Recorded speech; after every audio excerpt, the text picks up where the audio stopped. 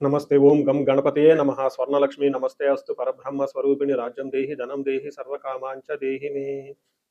స్వర్ణలక్ష్మి అమ్మవారు ప్రతి ఒక్కరికి చక్కగా బ్రహ్మ జ్ఞానాన్ని ఇవ్వాలని, తద్వారా ప్రతి ఒక్కళ్ళు చక్కగా నవ్వుతూ హ్యాపీగా ప్రతి దాన్ని ఎంజాయ్ చేసే విధంగా ఉండాలని చెప్పేసి మనం అమ్మవారిని కోరుకుందాం. అంతేకాకుండా ప్రతి ఒక్కళ్ళకి చక్కగా రాజ్యం దేహి నాయకత్వ లక్షణాలని, ఒక అధికారాన్ని, పవర్ని, అథారిటీని అమ్మవారు ఇవ్వాలని, అలానే ధనం దేహి ప్రతి ఒక్కళ్ళకి విపరీతమైన ధనం ఇవ్వాలని, ఎక్కడుంటే అక్కడ ధనం ఉండాలని, ఆఫీసుల్లోనూ బ్యాంకుల్లోనూ ఇళ్లలోనూ ధనం శుభ్రంగా నింపుకొని ఉండాలని చెప్పేసి, అంతేకాకుండా సర్వకామార్థ సిద్ధి అనుకున్న పనులన్నీ అనుకున్న విధంగా అమ్మవారి ఇమ్మీడియట్లుగా నెరవేర్చే విధంగా మన అందరినీ ఆశీర్వదించాలని, అందరూ చక్కగా ఉండాలని చెప్పేసి అమ్మవారికి నమస్కారం చేసుకుంటూ, దానికి ముందుగా గణపతిని మనకి జనాకర్షణ ధనాకర్షణ శక్తిని ప్రతి ఒక్కరికి ఇవ్వాలని చెప్పేసి మనం కోరుకుందాం. ఈరోజు టాపిక్ మనం చూసుకుంటే గురువు మారుతూ ఉన్నారు. ఎప్పుడు మారుతూ ఉన్నారు? జూన్ 2వ తారీఖున గురువు మారుతూ ఉన్నారు. అయితే ఏంటి, నాకు లాభం ఏంటి, గురువు మారితే ఏంటి, దానివల్ల నేను నాకు అసలు ఏంటి అని మనం ప్రతి ఒక్కళ్ళు ఆలోచించుకుంటూ ఉంటాం. గురువు వచ్చేటప్పటికి 5 రకాల 6 రకాల ముఖ్యమైన పనులు చేస్తూ ఉంటారు. గురువు చాలా రకాల పనులు చేస్తుంటారు. ముఖ్యమైనవి మన ఇండివిజువల్ లైఫ్లో మనకి ప్రభావం చూపించేది ఫస్ట్ వచ్చేటప్పటికి ధనం. ధన సంపాదనలో ఐశ్వర్యం కావాలంటే గురువు యొక్క అనుగ్రహం మనకు ఉండాలి. రెండోది సంతానం, పిల్లలు చక్కగా ఉండాలి, వాళ్ళు చదువుకోవాలంటే గురువు యొక్క అనుగ్రహం మనకు ఉండాలి. తర్వాత మనకి జ్ఞానం, అద్భుతమైన జ్ఞానం మనకు ఉండాలి. ఓకే, మనం చేసేది మంచినా చెడునా దాని గురించి లోతైన అవగాహన ఉండాలి. మనం చదువుకున్న జ్ఞానం మనకు ఉపయోగపడాలంటే గురువు యొక్క కృప మనకు ఉండాలి. అంతేకాకుండా ధర్మచింతన, మనం ఫాలో అయ్యేది కరెక్ట్ మార్గంలో ఉన్నామా, లేదంటే సన్మార్గంలో ఉన్నామా, లేదంటే తెలవకుండా వేరే మార్గంలో ఉన్నామా, రాంగ్ గైడెన్స్లో ఉన్నామా, రాంగ్ ఇన్ఫ్లుయెన్స్తో ఉన్నామా, ఇలాంటి యొక్క అన్ని విషయాలు మనకి గురువు ద్వారానే తెలుస్తుంది. ధర్మచింతన అంటారు. అంతేకాకుండా దైవభక్తి, టీచింగ్, ఇలా రకరకాల విషయాల్లో బంగారం, జ్యువెలరీ మనకి ఎలా ఉంటుంది ఏంటి, ఇలా ముఖ్యమైన యొక్క అంశాలు ప్రతి ఒక్కళ్ళ జీవితంలో గురువు మారటం ద్వారా మనకు ప్రభావితం చేయబోతుంటుంది. ఇది అయితే ఈ గురువు మార్పులో ఇంకా 2-3 ముఖ్యమైన ఇంపార్టెంట్ పాయింట్లు తెలుసుకోవాలి. ఫస్ట్, గురువు మిథున రాశిలో నుంచి కర్కాటక రాశిలోకి మారుతూ ఉన్నారు. ప్రతి సంవత్సరం గురువు ఒక్క రాశిలో తిరుగుతూ ఉంటారు, సంచారం చేస్తూ ఉంటారు. మిథున రాశి సక్సెస్ఫుల్గా 1 ఇయర్ అంతా కంప్లీట్ చేసుకొని ఇప్పుడు వాళ్ళు కర్కాటక రాశిలోకి వెళ్తున్నారు. అయితే కర్కాటక రాశిలోకి 12 సంవత్సరాల తర్వాత వచ్చి ఉన్నారు కాబట్టి ఈ యొక్క కర్కాటక రాశిలో గురు సంచారం చాలా ముఖ్యమైనది. ఎందుకంటే కర్కాటక రాశిలో గురువు ఉచ్చ స్థానంలో ఉన్నారు. మంచి చక్కగా ఈ సంవత్సరం అంతా పిల్లలు ఎవరు పుట్టినా కానీ వాళ్ళకి గురువు జాతకంలో ఉచ్చ స్థానంలో ఉండి మంచి యోగ్యతను ఇస్తూ ఉంటారని మనం చెప్పుకోవచ్చు. సో ఈ ఈ యొక్క ఉచ్చ స్థానంలో ఉన్న గురువు సంపూర్ణమైన ఫలితాన్ని, చక్కటి ఫలితాన్ని ప్రతి ఒక్కరికి ఇస్తూ ఉంటారు.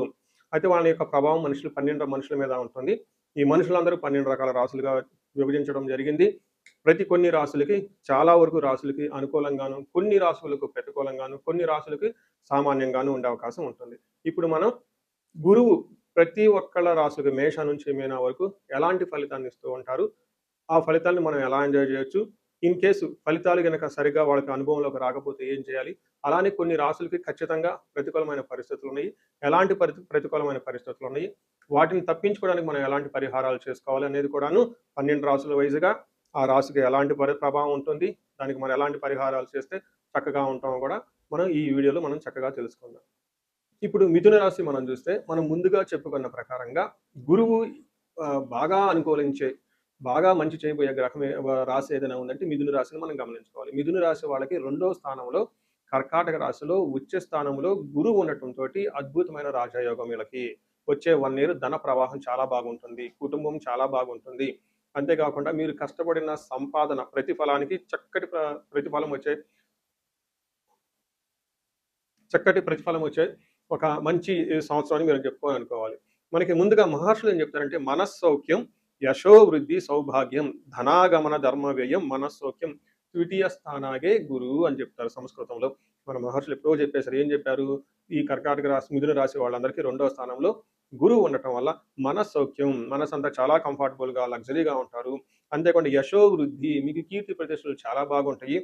సౌభాగ్యం అంటే మీకు లక్ యాక్టివేట్ అవుతుంది. ఏదైనా పని కనుక చేస్తే ఆటంకాలు అనేది ఉండదు. హెల్త్ చాలా స్ట్రాంగ్‌గా ఉంటుంది.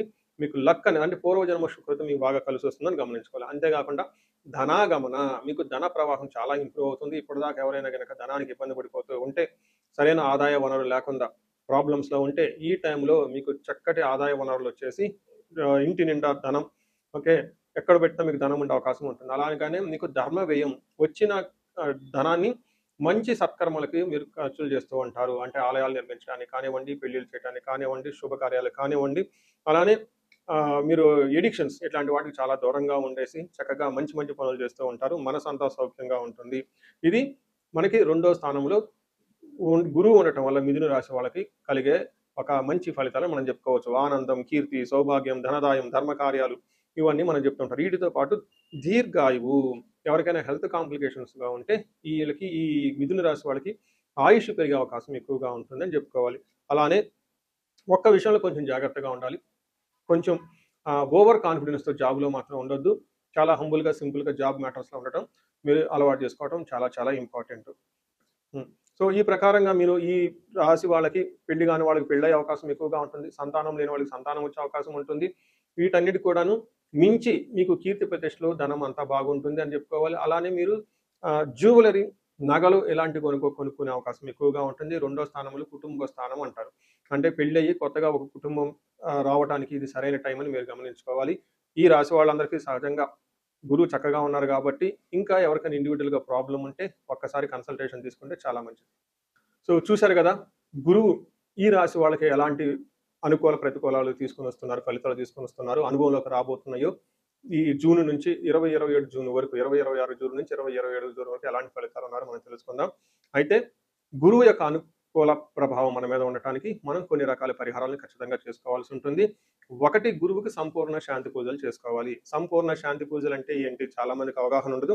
గురు గ్రహానికి మన శాస్త్రాల్లో, గ్రంథాల్లో ఏదైనా గనక ఒక గ్రహం మనకి సరిగా అనుకూలించకపోతే, ఆ గుర ఆహ్, ఆ యొక్క గ్రహం యొక్క ఆహ్, మనం ప్రతికూల పరిస్థితుల నుంచి అనుకూలంగా మార్చుకునే ప్రక్రియ ఉంటుంది. దీనికి పరిహారాలంటారు. మనకి శాస్త్రాలు ఏ విధంగా చెప్పారంటే, గురువుకి జప సంఖ్య 16,000 సార్లు చేయాల్సుంటుంది. అధిదేవత, ప్రత్యధిదేవత ఇంకొక 3,000, 2,000 సార్లు చేయాల్సుంటుంది. సుమారుగా గురుగ్రహానికి ఇటు అటుగా ఒక 20,000 సార్లు జపం చేయాల్సుంటుంది. అలానే గురుగ్రహానికి తర్పణం చేయాల్సుంటుంది. గురుగ్రహానికి దానం చేయవలసుంటుంది. గురుగ్రహానికి హోమం చేయవలసుంటుంది. ఇలా ఈ 4 రకాల ప్రక్రియలను ఎవరైతే చేస్తారో గురుగ్రహ సంపూర్ణ శాంతి పూజలు అంటారు. అయితే ఇండివిడ్యువల్‌గా వాళ్ళు చేసుకోవటం కష్టం కాబట్టి సద్బ్రాహ్మణుల్ని, దేవాలయాల్లో ఉన్న పండితుల్ని, లేదంటే గురువు యొక్క మంత్రాన్ని తీసుకొని వాళ్ళు కొన్ని లక్షల సార్లు, వేల సార్లు ఉపాసన చేసి చక్కగా సాధన చేసిన వాళ్ళ దగ్గరికెళ్తే ఆ మంత్రం వాళ్ళ ద్వారా సిద్ధించి గురువు యొక్క అనుకూలం మీకు అనుకూలంగా ఉంటుంది. ఇది కాకుండా గురువుకి సంబంధించిన దేవాలయాలు అంటే మేధా దక్షిణామూర్తి కానివ్వండి, లేదంటే హయగ్రీవ సంబంధించిన దేవాలయాలు చక్కగా విజిట్ చేయడం చాలా మంచిది. ఇంకా ముఖ్యంగా గురు గ్రహం యొక్క శాంతికి మీరు ఆశ్రమాలు చక్కగా విజిట్ చేయొచ్చు. భగవద్గీత, పురాణాలు, వేదాలు, వేదాంతాలు ఇలా యాన్షియంట్ స్క్రిప్చర్స్ పురాతనమైన గ్రంథాలను తెలుసుకొని అర్థం చేసుకుంటే చాలా బాగుంటుంది. గురుగ్రహ శాంతి గురించి ఇంకొకటి ముఖ్యమైనదంటే మీకు చదువు చెప్పిన గురువుల్ని వాళ్ళ దగ్గర ఆశీర్వాదం తీసుకోవడం చాలా ఇంపార్టెంట్. సాధువుల్ని, తర్వాత మీ ఇంటికి ఎప్పటినుంచో అనాదిగా ఉన్న పురోహితులు, బ్రాహ్మణులు వాళ్ళు మీకు మంచి చెడు చెబుతుంటారు. అలాంటి వాళ్ళని మీరు సత్కరించటం, గౌరవించటం, వాళ్ళకి దక్షిణలు ఇవ్వటం ఇవన్నీ చేస్తే గురువు యొక్క గురు గ్రహం యొక్క అనుకూలం మీకు అనుకూలంగా ఉంటుంది. అంతేకాకుండా గురువు యొక్క అనుకూలమైన పరిస్థితులకి మీరు గురువులకు సంబంధించిన దత్త చరిత్ర చదువుకోవటం ఇంకా చాలా బాగుంటుంది. ఇంకా మీరు ఆశ్రమాలలో గనక కొన్ని రోజులు గనక టైమ్ స్పెండ్ చేయగలిగితే అక్కడ యోగా చేయటం, మెడిటేషన్ చేయటం ఇవన్నీ చేస్తూ ఉంటే గురు గ్రహం యొక్క బలం పెరిగి ఇప్పటిదాకా మనం చెప్పుకున్న పరిస్థితుల్ని చక్కగా ఇంకా మంచి అద్భుతమైన రిజల్ట్ వచ్చే అవకాశం ఉంటుంది. ఇన్ కేస్ ప్రతికూలమైన పరిస్థితులు ఉన్నా గానీ, ఆ ప్రతికూలమైన పరిస్థితులను అధిగమించి చక్కగా లైఫ్ అంతా ముందుకెళ్ళడానికి అంత అవకాశం ఉంటుంది. ఈ సంవత్సరం ఈ గురువు యొక్క కర్కాటక రాశిలో ఉన్నంత వరకు 12 రాసుల వారికి చక్కగా అష్టైశ్వర్యాలు కలగాలని, భోగభాగ్యాలు కలగాలని చెప్పేసి, చక్కగా ఉండాలని చెప్పేసి నేను కోరుకుంటున్నాను. నమస్తే.